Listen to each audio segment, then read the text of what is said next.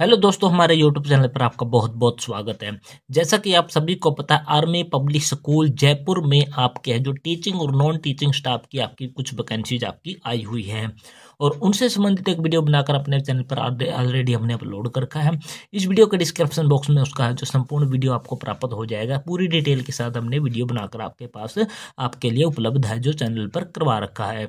आज इस वीडियो के माध्यम से हम आपको क्या करने वाले हैं, नॉन टीचिंग स्टाफ का जो ऑफलाइन एप्लीकेशन फॉर्म आपने आर्मी पब्लिक स्कूल जयपुर के लिए आपने किस प्रकार से अप्लाई करना, वो पूरा प्रोसेस इस वीडियो के माध्यम से आपको करके दिखाने वाले हैं।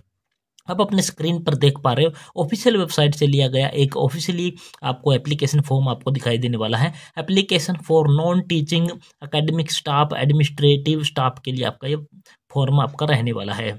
जिस भी पोस्ट के लिए आप अप्लाई करने वाले हो उस पोस्ट पर आपने इस प्रकार से टिक मार्क लगा देना है और यहाँ पर आपने उसका नाम भी लिख देना है।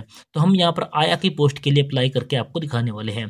कैंडिडेट का फोटो आपने यहाँ पर चिपका देना। इसको सेल्फ टेस्टेड वगैरह कुछ भी नहीं करना है क्योंकि इसमें ऐसा कुछ भी नहीं लिखा गया है। यहाँ पर आपको पर्सनल डिटेल पर आ जाते हैं। पर्सनल डिटेल जितनी भी आपने फिल करनी वो पूरी की पूरी आपने क्या करनी है, कैपिटल लेटर में ही फिल करनी है। अगर हमने कहीं पर स्मॉल लेटर का प्रयोग किया है तो हमारी कॉपी आपने बिल्कुल नहीं करनी है। पूरा का पूरा एप्लीकेशन फॉर्म जो कि पर्सनल डिटेल आपकी रहने वाली है वो आपने क्या है, कैपिटल लेटर में फिल करनी है। तो सबसे पहले आपको यहाँ पर दिखाई देने वाला होगा point number A. Point number A पर है जो नेम इन फुल, यानी कि पूरा नाम आपने कैंडिडेट का लिखना, जैसे कि हमने यहाँ पर लिख दिया है। उसके बाद सन, डॉटर या वाइफ जो भी आपका रहता है, अगर वो यहाँ पर आप डॉटर है या मान लीजिए डॉटर किसकी है तो वो आपने उसका फादर का नाम लिख देना है। अगर वो सन है तो आपने सन लिख देना है। इस प्रकार से आपने लिख देना। अगर वो वाइफ है तो यहाँ पर हस्बैंड का नाम उसका जो आ जाएगा। यहाँ पर आपने डेट ऑफ बर्थ लिखनी, कैंडिडेट की डेट ऑफ बर्थ इस प्रकार से लिख देनी जैसे कि हमने यहाँ पर आपको लिखकर दिखा दी है। इसके बाद आपका पॉइंट आ जाता है डी। डी पॉइंट पर आपको क्या दे रखा है वो आप यहाँ पर स्क्रीन पर देख सकते हो। डी है आपका नेशनलिटी। नेशनलिटी में आपने यहाँ पर क्या लिख देना, इंडियन लिख देना है। इसके बाद स्टेट, जो भी आपका स्टेट रहने वाला है, जिस भी स्टेट के आप रहने वाले हो उस स्टेट का नाम आपने यहाँ पर लिख देना है। इसके बाद आपको यहाँ पर दिखाई देने वाला होगा एफ पॉइंट पर एड्रेस। एड्रेस में आपने अपना नाम, उसके बाद डॉटर ऑफ, सन ऑफ या वाइफ ऑफ लिख के अपने फादर हस्बैंड का नाम आपने इस प्रकार से लिख देना है। यहाँ पर अपना विलेज या शहर का नाम जो भी आपका रहता है वो आपने यहाँ पर लिख देना है। उसके बाद अपनी डिस्ट्रिक्ट, अपना स्टेट और अपना पिन कोड इस प्रकार से लिख देना है। हमने यहाँ पर है जो आधी अधूरी जानकारी लिखी है क्योंकि हम यूट्यूब पर किसी की पर्सनल डिटेल को पूरी तरह से एड्रेस को शेयर नहीं कर सकते हैं। इसके बाद आपका पॉइंट नंबर आ जाता है यहाँ पर जी। जी आपको पॉइंट है कॉन्टैक्ट डिटेल का। कॉन्टैक्ट डिटेल में आपने क्या करना है, मोबाइल नंबर लिख देना है। उसके बाद ईमेल आईडी आपने कैपिटल लेटर में लिखने की कोशिश करनी है। यहाँ पर भी हमने यहाँ पर जो क्रॉस के निशान लगा करके ये पूरी डिटेल फिल करने की कोशिश की है ताकि हम किसी की पर्सनल डिटेल को यूट्यूब पर शेयर न कर पाएँ। तो ये आपका हो जाता पेज नंबर 1। पेज नंबर 1 के बाद आपका आ जाता पेज नंबर 2।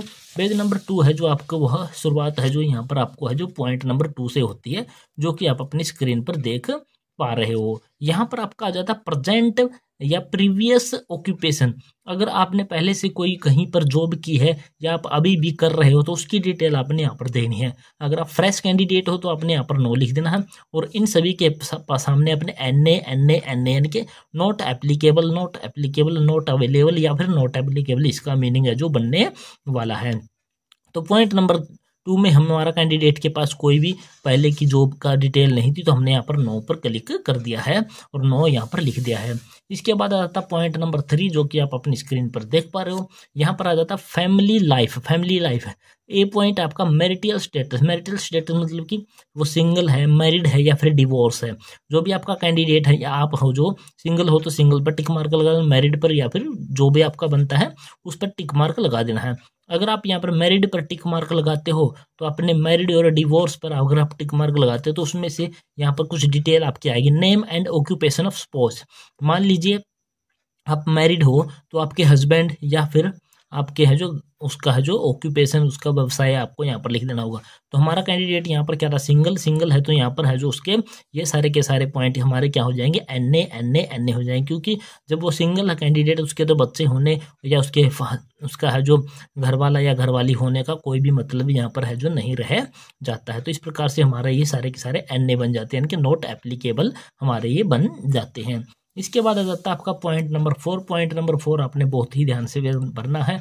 अगर आपने इसमें कुछ गलती कर दी तो आपका एडमिट कार्ड वगैरह या फिर आप हैं जो शॉर्ट लिस्ट है जो इंटरव्यू वगैरह के लिए रिटन टेस्ट के लिए नहीं हो पाएंगे, क्योंकि क्वालिफिकेशन के आधार पर ही आपका क्या होता है, सिलेक्शन है जो आपका होता है। तो एजुकेशनल क्वालिफिकेशन हमने यहाँ पर फिल करनी है, school college university give detail, पूरी डिटेल हमने लिखनी है। तो हम पहले सबसे पहले यहाँ पर क्या लिखेंगे, 10th 8th की डिटेल लिखेंगे।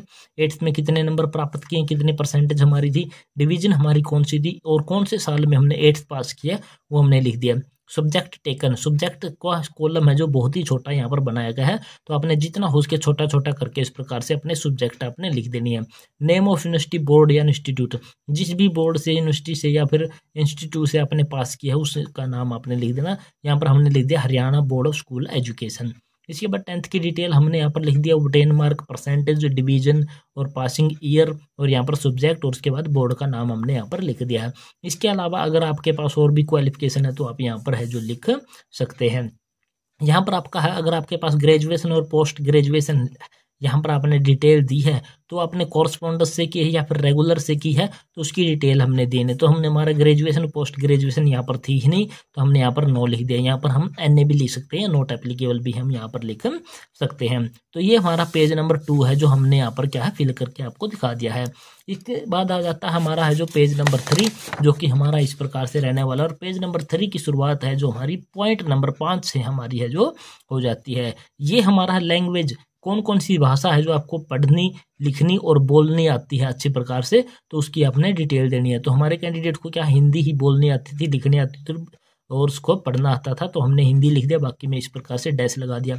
अगर आपके पास और लैंग्वेज इंग्लिश है, हिंदी, जो भी आपकी उर्दू वगैरह जो भी आपको आती है उसकी डिटेल आप यहाँ पर है जो लिख सकते हो। इसके बाद आ जाता पॉइंट नंबर 6। पॉइंट नंबर 6 पर आपको रहने वाला एक्सपीरियंस।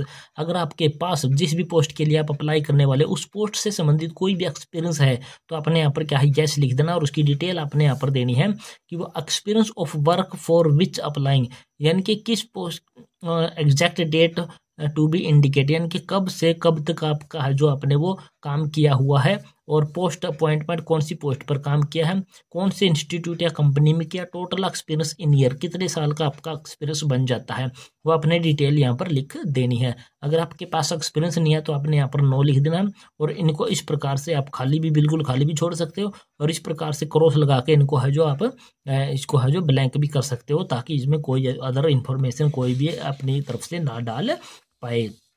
इसके बाद आ जाता है आपका पॉइंट नंबर 7 जो कि आपको अपनी स्क्रीन पर दिखाई देने वाला है। हेल्थ, अपनी हेल्थ के बारे में यहाँ पर बताना है। What kind of health do you have, तो हम यहाँ पर गुड हेल्थ लिख देना है कि हमारी हेल्थ है जो बहुत ही अच्छी है। इसके बाद किसी भी मेडिकल ट्रीटमेंट की हमें आवश्यकता है तो अपने यस लिखनी है, अदरवाइज यहाँ पर नो लिख देना है। और डिफरेंट फिजिकली हैंडीकैप्ड वगैरह अगर आप कैंडिडेट हो तो आपने यस लिखना, अदरवाइज यहाँ पर भी आपने नो लिख देना है। इसके बाद आ जाता पॉइंट नंबर 8। पॉइंट नंबर 8 आपका कहता है कंप्यूटर नॉलेज के बारे में यहाँ पर आपकी जानकारी मांगी गई है। Separate sheet can be add, अगर आपको यहाँ पर कोई डिटेल देने में पूरी स्पेस नहीं मिल रहा है तो अलग से सीट आप यहाँ पर है ऐड कर सकते हो। तो हमारे कैंडिडेट के पास है जो इनमें से कोई भी डिटेल नहीं थी तो हमने सभी में यहाँ पर क्या कर दिया, नो नो नो नो हमने कर दिया। अगर इनमें से कोई भी पॉइंट आपके पास अवेलेबल है तो आपने यस कर देना, यस करने के बाद उसकी डिटेल आपने लिख देनी है। ये हो जाता हमारा पेज नंबर 3 यहाँ पर कंप्लीट। इसके बाद आ जाता आपका पेज नंबर 4 जो कि एप्लीकेशन का है जो पेज नंबर 4 हो जाता है। और पेज नंबर 4 आपका जो अदर एक्टिविटी जो कि पॉइंट नंबर 9 से शुरू होती है। अदर एक्टिविटी में क्या कहता है कि आपके पास ऐसी कौन सी अचीवमेंट है, कौन से आपके पास चरित्र हैं, कौन से आपके पास इंटरेस्ट है जिससे कि हमारे इंस्टीट्यूट को क्या है एक वैल्यूएबल आपका है जो इम्पैक्ट पड़ सके। तो हमने यहाँ पर लिख दिया I love play with children. हम आया के लिए अप्लाई करने वाले हैं तो चिल्ड्रन को एक आया की जरूरत पड़ती है जो कि एक माँ का रोल उनके साथ है जो प्ले कर सके, तो ही हमने यहाँ पर लिख दिया। आई कैन डिसिप्लाइंड चिल्ड्रन, हम बच्चों को अच्छी प्रकार से क्या रख सकते हैं, डिसिप्लिन में रख सकते हैं। तो हमने इसके बारे में यहाँ पर थोड़ी सी जानकारी लिख दी। आप चाहे तो हमारा सेम टू सेम कॉपी भी कर सकते हैं। इसके बाद आ जाता है आपका जो पॉइंट नंबर 10। पॉइंट नंबर 10 कहता है कि आपने ऐसे 2 व्यक्तियों के नाम लिखने हैं जो आपको अच्छी प्रकार से जानते हो पर्सनली, और उनकी नॉलेज आपके काम से संबंधित उनके पास नॉलेज हो, लेकिन वो आपके रिलेटिव नहीं होने चाहिए। यानी कि ऐसे 2 व्यक्तियों के नाम लिखने जो आपको अच्छी प्रकार से जानते हो लेकिन आपके वो रिलेटिव ना हो। तो आपके यहाँ पर नाम लिख देना है, उसका एड्रेस लिख देना, वीपीओ या शहर का नाम, उसके डिस्ट्रिक्ट, उसके स्टेट का नाम। इसी प्रकार से दूसरा नाम लिख देना, उसका शहर विलेज का नाम, और यहाँ पर डिस्ट्रिक्ट और उसका है जो स्टेट यहाँ पर आपने इस प्रकार से लिख देना। यहाँ पर 2 नाम हमने यहाँ पर लिख दिए हैं। इसके बाद आ जाता है आपका यहाँ पर एग्रीमेंट। एग्रीमेंट यहाँ पर आपको क्या दिखाई देने वाला है कि आपका पॉइंट नंबर जो 11 है, यहाँ पर एग्रीमेंट दे रहा है कि आपने जो भी इंस्ट्रक्शन वगैरह ऊपर दी है वो सारी की सारी सही दी है, ये दी है वो, यानी कि एक प्रकार से एक डिक्लेरेशन आपकी होती है। आपने यहाँ पर डेट लिख देनी, जिस डेट में एप्लीकेशन फॉर्म फिल कर रहे हो या फिर भेज रहे हो, और यहाँ पर अपने कैंडिडेट ने अपने यहाँ जो सिग्नेचर कर देने हैं। इसके बाद ये पूरा का पूरा एप्लीकेशन फॉर्म यहाँ पर हमारा हो जाता है फिल। 4 पेज का एप्लीकेशन फॉर्म था और हमने यहाँ पर पूरा का पूरा है जो फिल कर दिया है। अब आपने इसका क्या करना है कि एप्लीकेशन फॉर्म के साथ आपने एक 250 रुपये का डीडी बनवाना है, यानी कि डिमांड ड्राफ्ट आपने बनवाना है। किसके फेवर में बनवाना है? Army public school Jaipur, payable at Jaipur, code आपने ये लिख देना है। ऑल एजुकेशन और एक्सपीरियंस सर्टिफिकेट और डिस्चार्ज बुक, यानी कि सभी के सभी एप्लीकेशन फॉर्म के साथ आपने सेल्फ टेस्टेड कॉपी आपने लगा देनी है। जितने भी डॉक्यूमेंट आपके बनते हैं, आपके क्वालिफिकेशन के हैं, आपके आधार कार्ड है, आईडी के तौर पर है, और आपका रेजिडेंस सर्टिफिकेट है, कास्ट सर्टिफिकेट है, जो भी आप लगाना चाहते हो, एक्सपीरियंस सर्टिफिकेट है, डिसेबिलिटी सर्टिफिकेट है, उन सभी की सेल्फ टेस्टेड कॉपी आपने इस एप्लीकेशन फॉर्म के साथ में क्या है लगा देनी है। और उसके बाद आपने इस एड्रेस पर भेज देना है।